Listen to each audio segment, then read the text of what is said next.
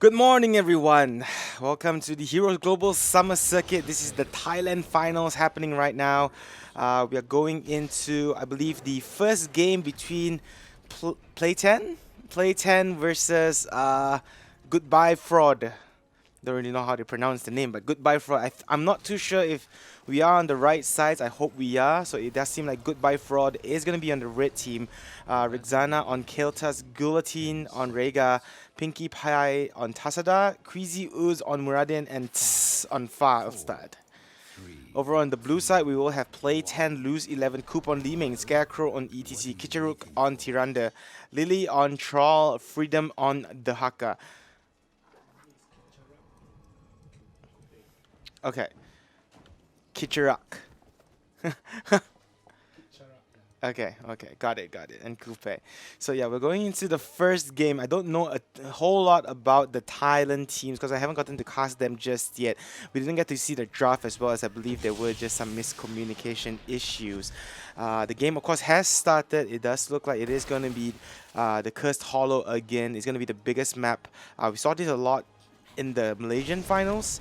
We saw this about twice yesterday in the Philippines finals. Again, congratulations to both Renovation 1 and 2, also known as the Resistance for Renovation 2, qualifying for the C Regionals happening next Saturday and Sunday.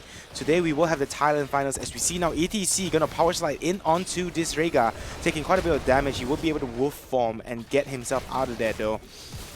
That is some of the powers of the Rhaegar, able to get out of sticky situations himself. As now we see the ETC and the Tiranda rotating towards that middle lane. Of course, the Troll has taken quite a bit of damage, and I think they just gave their position away with the health globe actually flying towards that brush area there anyway. So yeah, if you're just tuning in, welcome to the Heroes Global Summer Circuit. This is the Thailand finals where we're trying to narrow 4 teams down to 2 to represent Thailand in the C Regionals happening next week. We already have our representatives from every other country in the Philippines. It is Renovation 1 and Renovation 2, also known as the Resistance. Over in Malaysia, it is going to be Black Sheep 5 as well as Sabun Gaming representing Malaysia, and in Singapore, Resurgence versus Relics. The C Regionals is going to be happening next week, guys, so make sure you guys lock in your calendar dates there. Will Renovation be able to retain their C Championship title, or will it be Resurgence that reclaims it? Here we see Kitcharuk though, could be in some trouble, gets taken quite a bit of damage, but ETC from the side going to come in onto the Rhaegar with the power slide. Stun going to follow, and with Liming there, they are going to secure the kill. And down goes Rhaegar. So that's going to be the first blood kill in favor of Play10 here. So yeah, today is going to be the Thailand finals. It is going to be a double elimination format again. The only difference between the Thailand format is that the losers bracket is going to be a best of 3 as well. Going into the finals, it's going to be a best of 5 with the winner bracket getting 1 game in hand. So it's a slightly different format across all the different countries. Basically, it depends on the countries what they want to go with. But here we see a clash about to happen. The Haka going to latch on to this Muradin, taking quite a bit of damage. He got stunned out there as well. He will be able to dwarf toss away to safety though, and the red team will not in fact be able to channel out the curse. Here we see the Hammerang coming out from the Falstad, gonna stop the channel of the Haka, but Tiranda was there as well. They will get the first curse here, Play10. I mean the first tribute, Play10, and they need 2 more. So Goodbye.FrawD right now, along with Play10, pretty much even. Of course, this is the first game of the winners bracket, so it's still 0-0 right now. And whoever takes this first game will, of course, have a game in hand. They don't lose, they're not out of the competition yet, of course, once they drop down to the lowest bracket. Here we see the Hammerang coming out yet again, hitting Troll with his, he's going to retaliate with the Chain Lightning, and he's just going to heal himself up with his trait. He's actually going to tap on the well to regain some mana himself too. So this game seems quite even so far. As you see now, a root going connect on Falstad, and with the burst of Liming and Tiranda, that was a well-placed stun actually coming out from him as well. They will be able to take down the Falstad at the top lane. Quick kill for them, and they are going to follow it up with it with a tower themselves. Muradin though, he's going to make his way towards the top lane to try and pick up on some soak as the next tribute is about to spawn here. I don't think Goodbye.FrawD can actually contest this one. It's kind of in Play10's ball of the court here in the side of their map. Here we see Muradin making his way towards. He's not going to actually get there in time. The Stormbolt will come out, but he won't be able to cancel it out. And Tasada in the backlines will be stopped by both ETC and Li Ming, and he will get taken down. Lily though in the middle with the troll coming in. It's gonna be a bit confusing. His name is Lily, but he's playing troll, so it can be a bit confusing. I'm just gonna call him troll from now on. Scarecrow at the top lane will be able to take down a couple of walls as well as those towers, while the blue team Play10 they retreat back into their camps to pick up some of those siege minions. So right now they are about a level ahead here, Play10, so they will be probably getting the heroic abilities first. They have 3 kills compared to Goodbye.FrawD, who hasn't picked up a kill just yet. So it does seem like they are slightly behind. I kind of remember Play10 from last circuit. I remember they did play quite well. Not too sure if they qualified for the... They did, yeah. So getting word from my admin that they actually did qualify for the C regionals last circuit, so definitely are a bit more experienced. As the bottom lane now, we're going to see the root in onto Rega. Rega taking quite a bit of damage. He's going to have to back off there. The Haka now not burrowing into the ground just yet. He should be fine. The next tribute is going to spawn up. The red team, Goodbye.FrawD, they definitely can't give this, but here comes the ETC from the side. Power spike in onto one. Psionic Storm going to be used as well. The Haka going to latch onto Tasada. No dimension shift just yet as he will be able to get away. Dwarf tossed by the Muradin to get back to safety. Kill toss from the side. Psionic Storm going to be used to try and cancel out the channel, but Kicharik is going to be channeling this out, and he will in fact get it through. The curse is going to go in favor of the Play10 for the first one. Dwarf tossed by Muradin away, and after all that, no kills just yet, but the curse is going to go in favor of Play10 as they look to push down this bottom lane. Top lane though, we do see the Haka making his way towards that brush at the top to push down the top fort as well. He should be able to get that, I think, as Tasada and Falstad are at the middle lane trying to deal with the push of the minions as well.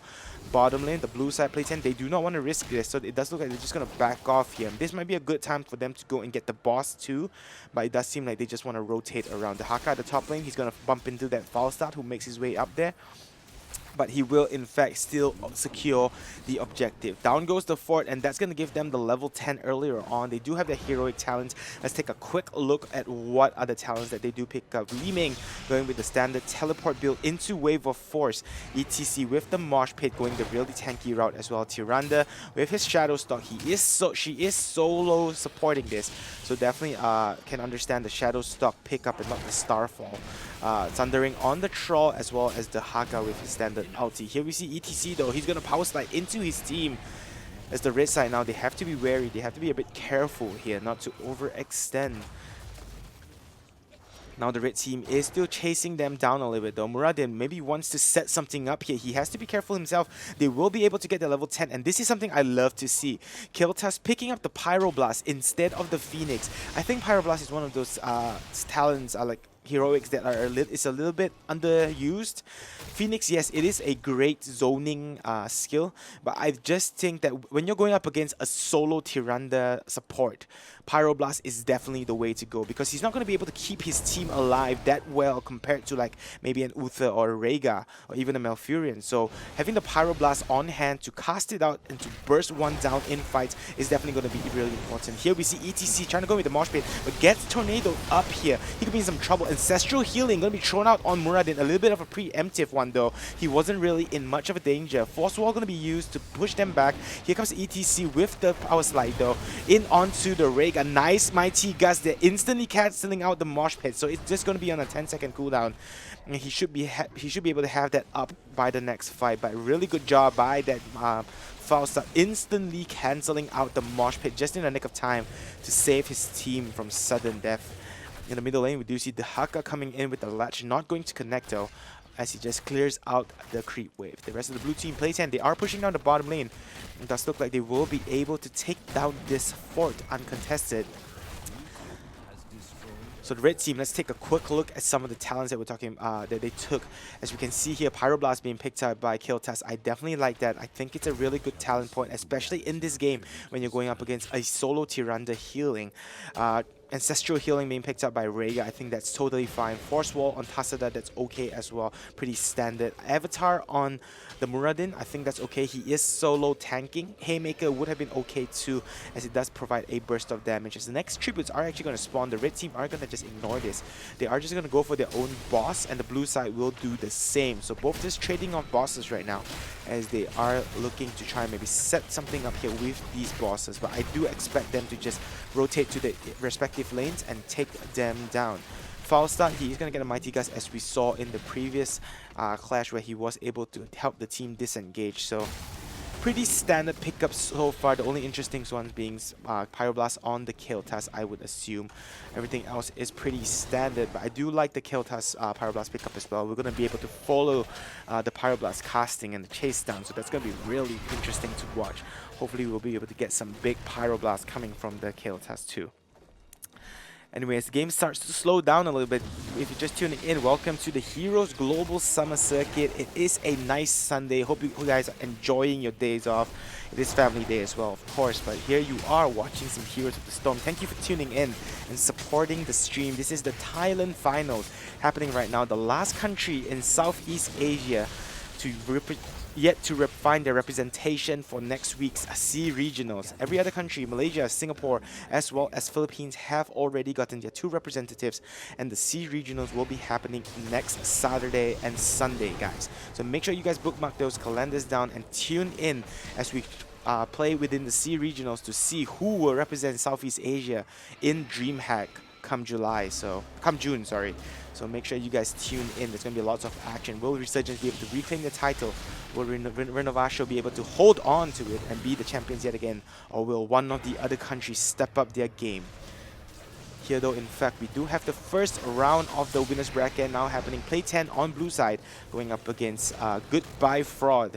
I have to say the Thai teams really have unique names next to the Malaysian counterparts, of course. Here we see the red team trying the best to try and channel this out as much as they can here. Force Wall going to be placed up a shield onto Muradin. He's going to get power slidden by ETC, but he should be fine. Kael'thas still at that middle, just clearing out the creep wave along with that Li Ming. Tasada now with the Oracle going to be used up here. ETC going to get spotted out. They know he's in that brush, so they want to maybe set something up here. Thunderclap going to be used as well, along with the Psionic Storm, just to force him out a bit. But the red side, they have to try and engage soon. They are wasting quite a bit of time here. The middle lane is being pushed down. ETC now with the power slide in, connecting on 2, but he could be in some trouble. Barrel going to be used. Hammerang going to be thrown out along with the lightning rod, and down goes the ETC. This is in a good position for them. Troll going to use the Sundering to stop the chase, and the red team will be able to pick up a nice 1 kill onto that ETC, which is going to help them a little bit. Here comes the Muradin though. He wants to set something up. Magic Missile along with the root going to connect. Here comes Ancestral Healing again. A bit of a preemptive, a premature, I would say, Ancestral Healing by that Rega. I don't think that was actually needed because he wasn't really in any danger. So a bit unfortunate there for him. He will be able to back off, however. Kael'thas actually using his Pyroblast. I didn't really see who he used it on. Did he actually use it on the ETC? I'm not too sure. But yeah. So right now, red team still lacking behind a little bit. They are about a level behind now. Blue side, Play 10 almost reaching that level 16. They are going to be a talent tier ahead. So if it's any time to fight, it is now for the red team. Now Shadow Stalk going to be used at the top lane. Root in onto Muradin. Kael'thas is there to try and help him. He will be able to Dwarf Toss back to safety. So a bit of a wasted Shadow Stalk there, as they weren't able to get the objective of securing the kill. Middle lane, Kitcherak is at the pushing down the lane. Of course, next tribute is about to spawn. They will have their level 16 talents available. So Li Ming going to Magic Missile. He's going to get 2 extra Magic Missiles in his lane. ETC going the more tanky build. Muradin now going to find some company in ETC. Force Wall going to be used to stop the push. They are just going to give this tribute. They are not too far behind in terms of those tributes. So only the second tribute for the blue side. So nothing too much to worry about just yet. And they weren't really in a good position to take that clash. Right now they are also waiting for their level 16 to come about. So for now, I think they are fine. We do see some flame strikes being used at the top lane to try and just push out the lane. That's what like the red team wants to take this siege camp. Might not be the best of ideas here, as Muradin going to find ETC. Stormbolt actually going to miss. He's going to take quite a bit of damage from that arcane orb as well as those magic missiles. But he should be fine. Rhaegar is there with the shield from Tassadar as well. He should be totally fine. They don't have that level 16 yet, guys. You guys might want to actually maybe take that camp or push out the lanes a little bit to try and get that level 16 before you attempt to take the next clash, because you guys are a talent tier behind. It's not the time to fight just yet. They will be able to get the level 16 right about now. We do see Totem Slow being picked up by Rhaegar. Flame Strike going to be picked up by Kiltas himself as well. Muradin just going a bit more tanky. Tassadar going with a more supportive and damagey route. So far, nothing out of the ordinary to speak about. Here we see Muradin finding ETC. ETC is a bit of alone right now. He should be careful. Tassadar, though, he's going to have to dimensional shift himself away. The Haka not going to be able to latch onto anyone. Force Wall going to be used, but Muradin's on the wrong side of that. He's going to be fine, though, and he's going to have to back off here with the next tribute spawning on neutral ground. It is in the center of both these teams. I think they should be fine here. So red team, they need this clash. The Haka are going to be able to latch onto the Muradin. No ancestral healing as Rhaegar was kept busy in the sidelines there. Troll Sundering going to connect as well, as down goes the Falstad along with the Muradin. Now the red team in full retreat mode. The blue side, they are going to pick up the curse as well, the final tribute, and they are pinging out the boss. Disaster here for the red team as they do lose two. Muradin just a bit too far off, and they were distracted at the bottom lane by that troll. The nice Thundering coming out in the nick of time as well to stun them out, and that caused them to lose in that fight along with the curse. Now the boss is going to be pushing down on those lanes too. This does not look good for Goodbye.FrawD right now. It does look like Play10 are in full control of this game. They're pushing down this middle tower. It's not taking any damage at all. Just the chain lightning is coming out a little bit. Kiltas trying to push off a few living bombs to try and maybe stop this push. Tornado not going to connect, in fact, as now Muradin joins in on the fight. He comes in, tries to set something up maybe, but the boss is also pushing down at the top lane. They do have to deal with that as well, so it doesn't look like the blue team is just going to back off here after taking out the towers and the gates. ETC, your team has backed off. You might want to do the same here. They will be, in fact, still have to deal with the boss at the top lane as it's knocking away. I think they might lose the top keep here. It is going to be a 15-minute boss, so it's pretty hard to take down. The blue side, they're just picking up on these neutral cams while they wait for the red team to deal with it. They will lose the top keep here, the red team, which is unfortunate because that's going to mean their lanes are going to be constantly pushed out. And the blue side, they're going to be able to retreat back into their own jungle and pick up their own boss. They're going to be able to hurf back, heal up on HP and mana, and they're going to be able to push along with their boss. So this could be some danger for the red team for sure. This could very well be at the end of the game as well. ETC now going to pick up this watchtower to try and give him some vision and his team. The red side, they actually could have gone in on that, knowing that the blue side was not around. They couldn't see though, because they did lose the watchtower, so they didn't want to actually overextend there. Here we see the boss pushing down the bottom lane. ETC is going to join in the fray. I think the rest of the blue team are joining up. And that boss, man, he's a bit tanky 17 minutes into this game. It's going to be really hard for the red team now to deal with this. They don't have the Storm Talons yet available on the blue side, but just about. Here comes ETC with the power slide in. Muradin not going to connect. Force Wall going to force them back a little bit. Leaving with the Arcane Orb going to be thrown out. The key probably going to go down, and this is probably going to give them level 20 as well, which will give them the Storm Talents, I presume. There you go. They are going to get the Storm Talents, so they're going to start pushing down. And they are going to be a talent tier ahead of Goodbye.FrawD right now. Boss is going to be able to take down the keep at the bottom lane, while the blue side, they do not want to overextend. They don't really want to commit to this. They are in fact going to just back off and I guess get their lead extended, but right now they are level 20. I think this is the time to fight. You can't really wait for the next boss or the next sets of tributes to spawn up because it doesn't really help you in that way. Here we see though Pinkie Pie gonna get blasted back instantly, gets power slidden, but he will have the dimensional shift to get away. The Haka gonna burrow himself to this brush here as they try to poke down this final keep. They are of course just gonna wait for the lanes to be pushed out, and that's going to pressure them from all sides. The red team now going to have a really hard time in defending this for sure. Now ETC with the power slide in onto the Muradin. No stun connection by the Tyrande. He's going to have to back off there, ETC, as he takes quite a bit of damage. The Haka not here just yet. He is collecting the tribute, and he probably will burrow himself to this brush. but the ETC just proving to be a bit too tanky. Leeming not killing him his skills right now. Muradin taking quite a bit of damage. No ancestral healing just yet. There you go, Shadow Stalk gonna be used though. As the blue side maybe try to set something up, they just get to heal back up a little bit. Tyrande really low on mana as well. ETC has to be careful himself. He goes in with the power slide. No mosh pit just yet. He's taking quite a bit of damage though. With the kill task burst coming out. Troll dropping really low as well. Muradin still good on life, I guess, because he does have the Ray Guard there with the ancestral healing very much available. I think he's listening, guys, into on stream because he's not prematurely using his ancestral healing anymore compared to the previous fight. So the blue side, they realize they can't really push this, they can't force it, they are going to have to back off here and just collect those tributes. Second tribute is going to spawn in their favor too. Red team though, they might want to try and stop this. They still have 6 seconds to get to that area. The blue team though, their lanes are going to be constantly pushed out at top and bottom, so that's going to be in their favor. So I don't think the red team can actually contest this. It does look like they will not get that in time. They are trying to. They do have their level 20 talents now as well. Muradin now going to make his way into the brush, but they have actually already backed off. Will they be able to set something up here? Muradin going to find out that ETC, no stun just yet, shield up on that foul start as well. Here come we see a thunderclap. Wow, look at that damage coming out from that Li Ming onto foul start, just losing about half of his HP, 50% dropping down. Shadow Stalk now going to be used though. Muradin could be in some trouble. Troll not going to connect with his root. Ooh. Again, Pinkie Pie going to push Blast into that neutral camp. That could have been really bad for him. He will be able to dimensional shift away though, and he will be fine. So for now, things look okay for them. It's pretty still much anyone game. They haven't lost any forts on the blue side just yet, and two lanes of keeps are down for the red team. So they are definitely behind. Next tribute is going to spawn this time around a little bit better for the red team. It's more in their favor over on the map side. And this tribute is going to be really important. They cannot give this to the blue side, and they cannot lose this clash for sure, because that would enable the blue side to go for the boss.